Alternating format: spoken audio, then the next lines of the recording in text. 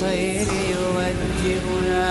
الله تعالى أنزله ورسول الله معلمنا، ورسول الله معلمنا. القرآن يوحدنا لطريق الخير يوجهنا. الله تعالى أنزله ورسول الله معلمنا، ورسول الله معلمنا. هذا القرآن هو الهادي لأوائلنا وأواخرنا، يدعو للعلم وللعمل. ناظرین کرام، السلام علیکم ورحمۃ اللہ وبرکاتہ۔ آج اس نشست میں ہم آپ کے پاس مقام تقویٰ کے عنوان کو لے کر حاضر ہوئے ہیں۔ یہ تقویٰ در حقیقت شریعت کی روح ہے۔ لفظ تقویٰ عربی کے لفظ وقایہ سے بنا ہے۔ وقا یقی وقایتاً، جس کا مطلب ہوتا ہے اپنے آپ کو بچانا۔ جیسے اللہ تبارک و تعالی نے سورہ تحریم کے اندر ارشاد فرمایا، یا ایہا الذین آمنوا قوا انفسکم واہلیکم نارا، اے ایمان والو تم بچاؤ اپنے آپ کو اور اپنے اہل و عیال کو اس آگ سے جس کا ایندھن انسان اور پتھر ہیں۔ ناظرین کرام، اس آیت کریمہ میں جو لفظ قو ہے اسی وقا یقی وقایتاً سے ہے، بچاؤ اپنے آپ کو۔ تو گویا تقویٰ اسی لفظ وقایہ سے بنا ہے، جس کا لغوی معنی ہوتا ہے اپنے آپ کو بچانا، اور شریعت میں اپنے آپ کو اللہ تبارک و تعالیٰ کی منع کردہ چیزوں سے بچانا، یہ تقویٰ کا مفہوم ہے۔ یہاں ایک نقطہ پیش نظر رکھیں، وہ یہ کہ اگر آدمی اپنے آپ کو کسی گناہ سے بچا رہا ہے صرف اللہ تبارک و تعالیٰ کے خوف سے، تو گناہوں سے اپنے آپ کو اس طریقے سے بچانا تقویٰ کہلاتا ہے۔ اور اگر کوئی شخص اپنے آپ کو کسی گناہ سے بچا رہا ہے، وجہ اللہ تبارک و تعالیٰ کا خوف نہیں بلکہ دنیاوی کوئی ڈر ہے، تو اس کو تقویٰ نہیں بلکہ احتیاط کوشی کہا جائے گا۔ مثلا کوئی شخص شراب خانے کی طرف گیا، اس کا ارادہ شراب پینے کا تھا، مگر اپنے باپ کو دیکھ لیا یا اپنے بھائی کو دیکھ لیا یا کسی اپنے عزیز کو دیکھ لیا، جس کی وجہ سے اس نے اپنے آپ کو شراب پینے سے بچا لیا۔ ظاہر ہے کہ یہاں شراب پینا جو ایک گناہ تھا، اس گناہ سے اپنے آپ کو انسان نے بچایا، مگر وجہ اللہ کا خوف نہیں بلکہ ایک دنیاوی خوف تھا۔ تو اگر گناہ سے اپنے آپ کو بچانے کی وجہ اللہ کا خوف ہو تو وہ تقویٰ ہے، اور اگر کوئی دنیاوی وجہ ہو تو اس کو تقویٰ نہیں کہا جائے گا بلکہ یہ احتیاط کوشی ہے۔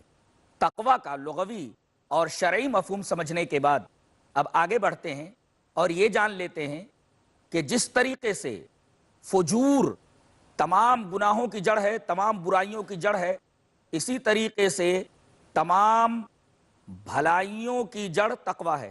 اللہ تبارک و تعالیٰ نے سورہ شمس کے اندر ارشاد فرمایا، فَأَلْهَمَهَا فُجُورَهَا وَتَقْوَاهَا، اللہ تعالیٰ نے ہر نفس کو یہ الہام کر دیا ہے کہ فجور کیا ہے اور تقویٰ کیا ہے۔ فَأَلْهَمَهَا فُجُورَهَا وَتَقْوَاهَا۔ اور اس آیت کریمہ سے ناظرین کرام ایک اور بات معلوم ہوئی کہ تقویٰ کا اپوزٹ فجور ہے، اور اسی آیت کریمہ سے اس بات کی بھی وضاحت ہو گئی کہ جس طریقے سے تمام برائیوں کی جڑ فجور ہے، اسی طریقے سے تمام بھلائیوں کی جڑ تقویٰ ہے۔ تقویٰ کے فضائل کیا ہیں؟ آئیے قرآن حکیم کی آیات کی روشنی میں جان لیتے ہیں۔ اللہ تعالیٰ نے سورہ اعراف کے اندر ارشاد فرمایا، وَلَوْ أَنَّ أَهْلَ الْقُرَىٰ آمَنُوا وَاتَّقَوْا لَفَتَحْنَا عَلَيْهِمْ بَرَكَاتٍ مِّنَ السَّمَاءِ وَالْأَرْضِ وَلَٰكِن كَذَّبُوا فَأَخَذْنَاهُمْ بِمَا كَانُوا يَكْسِبُونَ۔ اگر یہ بستیوں والے ایمان کے ساتھ ساتھ تقوی اختیار کرتے تو اس تقوی اور ایمان کی برکت کی وجہ سے ہم ان کے لیے برکت نہیں برکتوں کے دروازے کھول دیتے۔ کہاں سے؟ یہ برکتوں کے دروازے آسمان سے بھی ہم کھول دیتے، زمین سے بھی ہم کھول دیتے، لیکن انہوں نے تکذیب کی، رسولوں کو جھٹلایا، ایمان نہیں لائے، تقوی اختیار نہیں کیا، فَأَخَذْنَاهُمْ بِمَا كَانُوا يَكْسِبُونَ، تو بجائے اس کے کہ ہم ان کے اوپر آسمان اور زمین سے برکتوں کے دروازے کھولتے، ہم نے ان کو ان کے کرتوتوں کی وجہ سے پکڑ لیا اور ہمارا عذاب ان کے اوپر آ گیا۔ سورہ اعراف کی آیت کریمہ سے یہ معلوم ہوا کہ تقوی کی وجہ سے اللہ تبارک و تعالی زمین اور آسمان کی برکتیں متقی کے لیے کھول دیتا ہے۔ تقوی کی ایک فضیلت تو یہ معلوم ہوئی۔ دوسری فضیلت اللہ تبارک و تعالی نے سورہ اعراف کی ایک آیت کے اندر ذکر فرمایا، ان الذین اتقوا اذا مسهم طائف من الشیطان تذکروا فاذا هم مبصرون، بے شک جو لوگ متقی ہیں جب شیطان کا وسوسہ ان کو چھوتا ہے تو وہ یاد کرتے ہیں اور اچانک ان کی آنکھیں کھل جاتی ہیں۔ اس آیت کریمہ کے اندر کئی حقیقتوں کا اظہار کیا گیا۔ پہلی چیز تو یہ کہ جو لوگ تقوی کی صفت سے متصف ہیں، جب شیطان ان کے دلوں میں وسوسے ڈالنے کے لیے آتا ہے، ان کو بہکانے کے لیے آتا ہے، تو ان کے اوپر شیطان قبضہ نہیں جما پاتا بلکہ صرف مس کرتا ہے۔ مس کا مطلب ہوتا ہے چھونا، ٹو ٹچ، چھونا۔ اور آپ کو معلوم ہے کہ چھونا یہ ایسی صفت ہے جس کو ثبات اور امتداد نہیں ہوتا، صرف چھو لیتا ہے۔ اور کیا چھو لیتا ہے؟ طیف۔ طیف ایک خیالی صورت کو کہتے ہیں، ظاہر ہے کہ اس کا وجود بھی حقیقی نہیں ہے۔ تو شیطان کا جو وسوسہ ہے وہ ایک صورت خیالیہ ہوتی ہے، اس کا وجود کوئی حقیقی نہیں ہوتا، تو اس کے مس کو بھی ثبات اور امتداد نہیں ہوتا اور اس کے وسوسے کو بھی کوئی ثبات اور امتداد نہیں ہوتا، اس لیے کہ وہ ایک خیالی صورت ہوتی ہے، ایک موہوم صورت ہوتی ہے۔ تو ایک فائدہ تو متقی کو یہ ملا کہ شیطان جب اس کے دل میں وسوسہ ڈالنے کے لیے آتا ہے تو پکڑ نہیں پاتا، اس کے دل کو امساک نہیں کرتا، اخذ نہیں کرتا، صرف ٹچ کرتا ہے۔ اور ٹچ کرنے کو پکڑنا اور امساک نہیں کہتے بلکہ چھونے کو ثبات اور امتداد نہیں ہوتا۔ ایک فائدہ تو متقی کو یہ ملا، اور جیسے ہی شیطان ان کو ٹچ کرتا ہے، ان کے دلوں میں وسوسہ ڈالنے کی کوشش کرتا ہے، تو تذکروا، تو وہ لوگ یاد کر لیتے ہیں۔ ناظرین کرام، کیا چیز یاد کر لیتے ہیں؟ مفعول کو حذف کر دیا گیا۔ تذکروا الجنہ، جنت کو یاد کر لیتے ہیں۔ تذکروا النار، آگ کو یاد کر لیتے ہیں۔ اسی طریقے سے اللہ تبارک و تعالیٰ کے حضور کھڑے ہونے کو یاد کر لیتے ہیں، اللہ کے احسانات کو یاد کر لیتے ہیں۔ ان تمام چیزوں میں سے کسی بھی ایک چیز کو یاد کر لیتے ہیں یا بہت ساری چیزوں کو یاد کر لیتے ہیں، فَإِذَا هُمْ مُبْصِرُونَ، اچانک ان کی آنکھیں کھل جاتی ہیں اور وہ غفلت سے نکل کر کے شعور کے میدان میں آ جاتے ہیں۔ یہ ایک فائدہ اور تقوی کا اس آیت کریمہ سے معلوم ہوا۔ اور ایک نقطہ اس آیت کریمہ میں اور بھی ہے کہ اللہ تعالیٰ نے یہاں تذکروا کہا، یاد کر لیتے ہیں، ذکروا نہیں کہا۔ تو ناظرین کرام، ذکروا میں اور تذکروا میں فرق یہ ہے کہ ذکر کا جو محل ہے وہ زبان ہے، آدمی زبان سے ذکر کرتا ہے، اور تذکر کا محل قلب ہے، اور شیطان وسوسہ دل کے اندر ڈالتا ہے۔ اسی وجہ سے اللہ تبارک و تعالیٰ نے یہاں ذکروا کے بجائے تذکروا کا لفظ استعمال فرمایا۔ تو تقوی کا ایک فائدہ یہ معلوم ہوا کہ متقین کے اوپر شیطان کا وسوسہ کارگر نہیں ہوتا۔ اسی طرح اللہ تبارک و تعالیٰ نے یہ ارشاد فرمایا کہ جنت جو بنی ہے وہ متقین کے لیے بنی ہے، جو لوگ تقوی کی صفت سے متصف ہے۔ اللہ تعالیٰ نے سورہ آل عمران کے اندر ارشاد فرمایا، وَسَارِعُوا إِلَى مَغْفِرَةٍ مِّن رَّبِّكُمْ وَجَنَّةٍ عَرْضُهَا السَّمَاوَاتُ وَالْأَرْضُ أُعِدَّتْ لِلْمُتَّقِينَ، ارے دوڑو بھاگو اللہ تبارک و تعالیٰ کی بخشش کی طرف، اپنے رب کی مغفرت کی طرف، اور اس جنت کی طرف بھاگو جس کی چوڑائی زمین اور آسمان کے برابر ہے اور جو تقوی والوں کے لیے تیار کی گئی ہے۔ سورہ آل عمران کی آیت کریمہ سے معلوم ہوا کہ اللہ تبارک و تعالیٰ نے جنت تقوی والوں کے لیے تیار کر رکھی ہے۔ سورہ مریم میں اللہ تبارک و تعالیٰ نے اس طرح ارشاد فرمایا، وَإِن مِّنكُمْ إِلَّا وَارِدُهَا كَانَ عَلَى رَبِّكَ حَتْمًا مَّقْضِيًّا ثُمَّ نُنَجِّي الَّذِينَ اتَّقَوْا وَنَذَرُ الظَّالِمِينَ فِيهَا جِثِيًّا، کہ ہر ایک کو پلسرات کے اوپر سے گزرنا ہے، متقین کو ہم پلسرات پر سے آسانی سے گزار دیں گے اور ظالموں کو ان کے گھٹنوں کے بل بٹھا دیں گے۔ اور اسی سورہ کریمہ کے اندر، سورہ مریم کے اندر اللہ تبارک و تعالیٰ نے اس طرح ارشاد فرمایا تِلْكَ الْجَنَّةُ الَّتِي نُورِثُ مِنْ عِبَادِنَا مَنْ كَانَ تَقِيًّا کہ جنت کے وارث وہ لوگ ہوں گے جو تقوی کی صفت سے متصف ہوں گے، یعنی جو لوگ متقی ہوں گے وراثت میں جنت انہی کو ملنے والی ہے۔ تقوی کا ایک فائدہ یہ معلوم ہوا۔ اسی طریقے سے اللہ تبارک و تعالی نے سورہ بقرہ کے اندر ارشاد فرمایا الف لام میم ذالک الکتاب لا ریب فیہ ھدی للمتقین، یہ کتاب اس کے اندر کوئی شک نہیں اور یہ ہدایت ہے تقوی والوں کے لیے۔ یہ آیت کریمہ بتاتی ہے کہ قرآن حکیم سے اگر ہدایت حاصل کرنی ہے تو اس کی ایک ہی صورت ہے کہ آدمی تقوی کی صفت سے متصف ہو جائے۔ تقوی اسلام میں اتنی اہمیت کا حامل ہے کہ اگر غور کیا جائے تو یہ معلوم ہوتا ہے کہ تمام بڑی بڑی نیکیوں کا منشا اور مدعا اور اس کی مراد صرف اور صرف حصول تقوی ہے۔ مثلا توحید اسلام میں کتنی اہمیت کی حامل ہے کسی پر مخفی نہیں۔ در حقیقت توحید کا مقصد بھی حصول تقوی ہے۔ اللہ تبارک و تعالی نے سورہ بقرہ کے اندر اس طرح ارشاد فرمایا یا ایھا الناس اعبدوا ربکم الذی خلقکم والذین من قبلکم لعلکم تتقون، اے لوگو تم اپنے اس رب کی عبادت کرو جس نے تم کو پیدا کیا اور تم سے پہلے لوگوں کو پیدا کیا، یقیناً تم متقی ہو جاؤ گے۔ ناظرین کرام اس آیت کریمہ کے اندر غور فرمائیے تو اللہ تبارک و تعالی نے تمام انسانوں کو مخاطب کر کے یہ فرمایا کہ تم لوگ اپنے رب کی عبادت کرو، اور مقصد کیا بتایا عبادت کا؟ اپنے رب کی عبادت کرو۔ اپنے رب ہی کی عبادت کرنے کا مطلب توحید ہے، اور اس کا مقصد کیا بتایا گیا؟ لعلکم تتقون، اگر تم توحید پر قائم رہو گے، اپنے رب ہی کی عبادت کرو گے تو تمہیں تقوی حاصل ہو جائے گا۔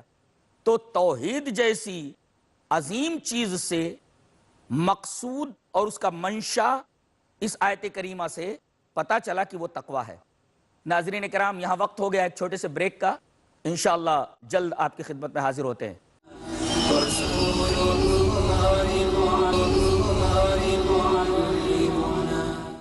ناظرین کرام السلام علیکم ورحمۃ اللہ وبرکاتہ۔ مقام تقوی کے موضوع پر گفتگو جاری ہے۔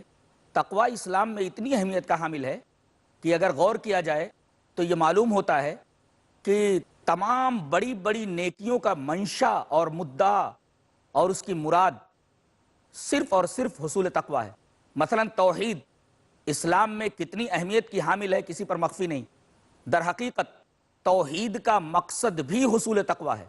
اللہ تبارک و تعالی نے سورہ بقرہ کے اندر اس طرح ارشاد فرمایا یا ایھا الناس اعبدوا ربکم الذی خلقکم والذین من قبلکم لعلکم تتقون، اے لوگو تم اپنے اس رب کی عبادت کرو جس نے تم کو پیدا کیا اور تم سے پہلے لوگوں کو پیدا کیا، یقیناً تم متقی ہو جاؤ گے۔ ناظرین کرام اس آیت کریمہ کے اندر غور فرمائیے تو اللہ تبارک و تعالی نے تمام انسانوں کو مخاطب کر کے یہ فرمایا کہ تم لوگ اپنے رب کی عبادت کرو، اور مقصد کیا بتایا عبادت کا؟ اپنے رب کی عبادت کرو۔ اپنے رب ہی کی عبادت کرنے کا مطلب توحید ہے، اور اس کا مقصد کیا بتایا گیا؟ لعلکم تتقون، اگر تم توحید پر قائم رہو گے، اپنے رب ہی کی عبادت کرو گے تو تمہیں تقوی حاصل ہو جائے گا۔ تو توحید جیسی عظیم چیز سے مقصود اور اس کا منشا اس آیت کریمہ سے پتہ چلا کہ وہ تقوی ہے۔ اسی طریقے سے آپ دیکھیے کہ روزہ ایک بہت بڑی عبادت ہے، اور سورہ بقرہ میں اللہ تبارک و تعالی نے روزے کا مقصد بھی حصول تقوی ہی قرار دیا ہے۔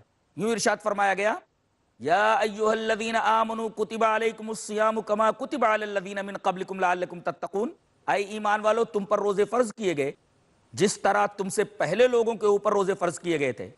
اور ان روزوں کی فرضیت کا تمہارے اوپر مقصد کیا ہے؟ یہ روزے تمہارے اوپر کیوں فرض کیے گئے؟ اس کا ایک ہی مقصد ہے کہ تمہارے اندر تقوی آ جائے۔ گویا روزوں کی فرضیت کا مقصد بھی تقوی کا حصول ہے۔ اسی طریقے سے حج کتنی بڑی عبادت ہے۔ اللہ تبارک و تعالی نے سورہ حج کے اندر حج کا مقصد بھی حصول تقوی ہی بتایا ہے۔ یوں ارشاد فرمایا وَمَن يُعَظِّمْ شَعَائِرَ اللَّهِ فَإِنَّهَا مِن تَقْوَى الْقُلُوبِ، جو آدمی اللہ تبارک و تعالی کے شعائر کی تعظیم کرتا ہے یہ اس کے دل کا تقوی ہے، یہ قلوب کا، دلوں کا تقوی ہے۔ تو غور کیا جائے تو حج کی فرضیت کا مقصد بھی تقوی کا حصول ہے۔ اسی طریقے سے ناظرین کرام آدمی اللہ کی راہ میں قربانی کرتا ہے قربانی کا مقصد بھی سورہ حج کے اندر حصول تقوی ہی بتایا گیا ہے۔ اللہ تبارک و تعالی نے یوں ارشاد فرمایا لن ینال اللہ لحومها ولا دماؤها ولکن ینالہ التقوی منکم، اللہ تبارک و تعالی کو تمہاری قربانیوں کا گوشت اور خون نہیں پہنچتا۔ اور سب دیکھتے ہیں کہ انسان جب کوئی جانور قربان کرتا ہے تو اس کا گوشت کھا لیتا ہے، اس کے چمڑے کو اپنے کام میں لے آتا ہے، اور اس جانور کا خون زمین میں بہہ جاتا ہے، زمین اس کو کھا جاتی ہے۔ سوال یہ ہے کہ پھر قربانی کی کون سی چیز اللہ تبارک و تعالیٰ کو پہنچی؟ فرمایا یہ گیا وَلَٰكِن يَنَالُهُ التَّقْوَىٰ مِنكُمْ، تمہاری طرف سے اللہ تبارک و تعالیٰ کے پاس تقوی پہنچتا ہے۔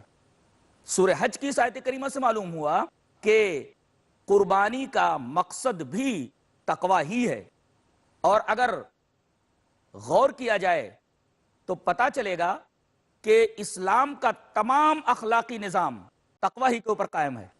ناظرین کرام، کسی کو معاف کر دینا، آپ کے اوپر وہ ظلم کر رہا ہے لیکن آپ اس کو معاف کر دے رہے ہیں، تو یہ عفو، معاف کر دینا، یہ کتنا بڑا اخلاق ہے۔ اللہ تبارک و تعالیٰ نے ارشاد فرمایا وَأَن تَعْفُوا أَقْرَبُ لِلتَّقْوَىٰ، تم جو معاف کر دیتے ہو یہ تقوی سے زیادہ قریب ہے۔ گویا کہ معافی در حقیقت تقوی ہی کے اقسام میں سے ہے، اور عفو کرنا، معاف کر دینا، یہ بہت بڑا اخلاق ہے۔ اور اللہ تبارک و تعالیٰ نے فرمایا وَأَن تَعْفُوا أَقْرَبُ لِلتَّقْوَىٰ، معاف کر دینا یہ تقوی کی زیادہ قریب ہے۔ اسی طریقے سے انصاف کرنا، چاہے وہ اس طریقے کا ہو کہ انصاف کرنے پر معاملہ انصاف کرنے والے کے خلاف جاتا ہو، تب بھی اگر آدمی انصاف کرتا ہے تو اللہ تبارک و تعالی نے سورہ مائدہ ہی کے اندر ارشاد فرمایا اعدلوا هو اقرب للتقوی، کہ انصاف کرو، انصاف کرنا بھی تقوی کے قریب ہے۔ ناظرین کرام، آپ نے دیکھا کہ اسلام کا سارا اخلاقی نظام یہ تقوی کے اوپر قائم ہے، اور اخلاقی نظام میں سب سے ابھری ہوئی دو چیزیں ہیں، ایک تو معاف کر دینا چاہے وہ آپ کا دشمن ہی کیوں نہ ہو، اور دوسرے آپ زندگی کے ہر موڑ کے اوپر عدل و انصاف سے کام لیں۔ یہ اخلاقی نظام میں ابھری ہوئی دو چیزیں ہیں۔ پتہ یہ چلا کہ اسلام کا پورا اخلاقی نظام تقوی کے اوپر قائم ہے۔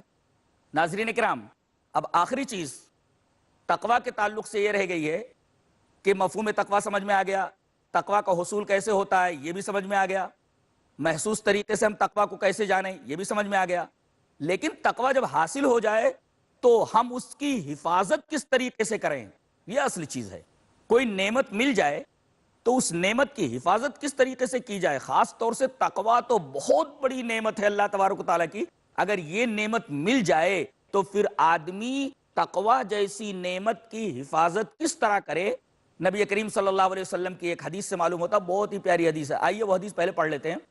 حدیث اس طرح، وعن ابی سعید الخدری رضی اللہ تعالی عنہ ان نبی اللہ صلی اللہ علیہ وسلم قال کان فی من کان قبلکم رجل قتل 99 نفسا فسأل عن عالم اہل الارض فدل على راہب فأتاه فقال انه قتل 99 نفسا فهل له من توبہ فقال لا فقتله فكمل به 100 ثم سأل عن عالم اہل الارض فدل على رجل عالم فقال انه قتل 100 نفس فهل له من توبہ فقال نعم ومن يحول بينه وبين التوبة انطلق الى ارض كذا وكذا فإن بها أناسا يعبدون الله فاعبد الله معهم ولا ترجع إلى أرضك فإنها أرض سوء فانطلق حتى إذا نصف الطريق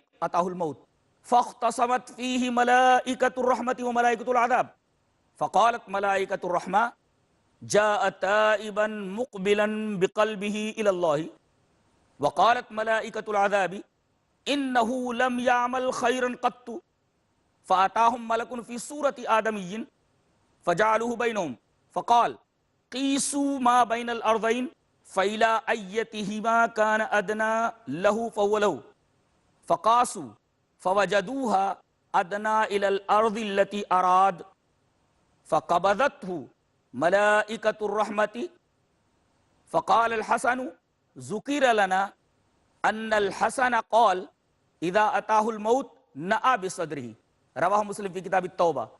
حضرت امام مسلم رحمۃ اللہ علیہ اس حدیث کو کتاب التوبہ میں لائے ہیں۔ ابو سعید خدری فرماتے ہیں کہ نبی کریم صلی اللہ علیہ وسلم نے ارشاد فرمایا کہ ایک شخص پہلے زمانے میں تھا جس نے 99 قتل کیے تھے، 99 آدمیوں کو مارا تھا، اور پوچھا کہ دنیا میں سب سے بڑا عالم کون؟ تو لوگوں نے اس کو ایک راہب کا پتہ دے دیا، ایک عابد کا۔ جب اس کے پاس آیا کہا کہ دیکھو 99 آدمیوں کو میں نے قتل کیا ہے، میرے لیے توبہ ہے؟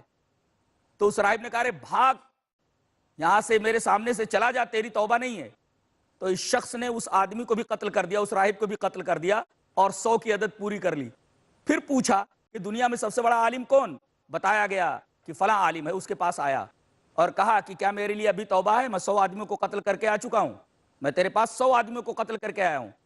کہا کہ ہاں، تیرے اور توبہ کے درمیان کوئی چیز حائل نہیں ہے، اللہ تبارک تعالیٰ تجھے اب بھی معاف کر سکتا ہے، لیکن تو یہاں سے چلا جا، اپنی بستی سے نکل جا، فلاں جگہ چلا جا، وہاں اللہ کے بندے کچھ رہتے ہیں جو اللہ کی عبادت میں مشغول ہیں، تو بھی انہی کے ساتھ عبادت میں مشغول ہو جا، اور واپس مت آنا، اس لیے کہ تیرا جو مقام ہے، تیری جو جگہ ہے وہ بری جگہ ہے۔ جب وہ آدھے راستے میں پہنچا تو موت آ گئی۔ اب ملائکہ رحمت اور ملائکہ عذاب دونوں آ کر جھگڑنے لگے، ہم لے جائیں گے، ہم لے جائیں گے، جھگڑنے لگے۔ تو ایک فرشتہ آدمی کی صورت میں آیا اور کہا کہ زمین ناپ لو، جس زمین کی طرف زیادہ قریب ہو اس طرف کے فرشتے لے جائیں۔ دیکھا گیا کہ وہ اس زمین کی طرف، اس زمین کے قریب تھا جس زمین کی طرف وہ جا رہا تھا، نیکوں کی زمین کی طرف۔ اس طرح اسے ملائکہ رحمت لے گئے۔ پتہ یہ چلا کہ آدمی بقائے تقوی کے لیے بری جگہ کو چھوڑ کر کے اچھے لوگوں کی صحبت میں رہے، اس طریقے سے اس کا تقوی باقی رہ سکتا ہے۔ ناظرین کرام، شریعت کی روح تقوی کے اوپر یہ ایک بحث رہی جو آپ کے سامنے پیش کی گئی۔ گفتگو اس عنوان کے اوپر ہی ختم ہوتی ہے۔ انشاءاللہ ہم آپ کے ساتھ دوسرے عنوان کے ساتھ حاضر ہوں گے، تب تک کے لیے اجازت دیں۔ السلام علیکم ورحمۃ اللہ وبرکاتہ۔ هذا القرآن يوحدنا لطريق الخير يوجهنا الله تعالى